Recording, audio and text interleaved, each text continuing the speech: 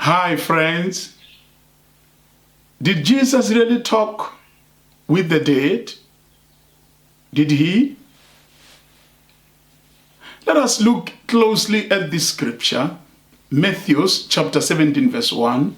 And after 6 days Jesus taketh Peter, James, and John his brother, and bringeth them up into a high mountain apart. Verse 2.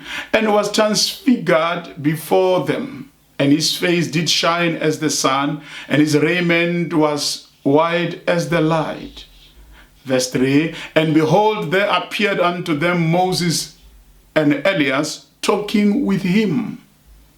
There is a serious misinterpretation of the scriptures.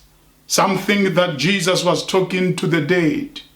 Therefore, there is nothing wrong doing the same. But let us closely look at the scriptures, especially verse number 3, where it says Moses and Elijah talked with Jesus.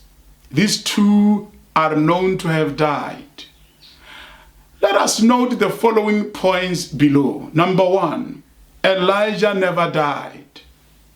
He was carried to heaven by the chariots of fire. So it was legitimate for him to appear at the mountain of transfiguration. He was in his natural body. He never died.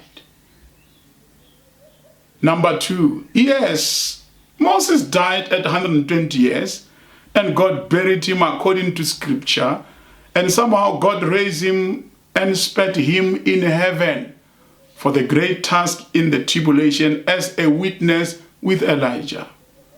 Note that just like Lazarus, who was dead, buried for 4 days, and his body was rotten, Jesus miraculously raised him up. His death did not count for a real death, because after real death must come judgment, Hebrews 9:27. And after real death must come resurrection with glorified body. After real death, you can't be in your natural body. The soul must go to the Sheol Hades, especially before the death of Christ. But after Christ, the believer's soul go up to heaven, while the unbelievers go down to hell. But the requirement of the witness is that they must be in their natural bodies. Take note of that. So God somehow raised Moses, and Moses' death did not count for a real death, so that he will die at the tribulation.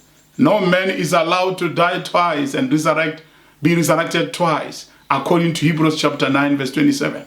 At the end of their ministry as witnesses, the beast will kill them.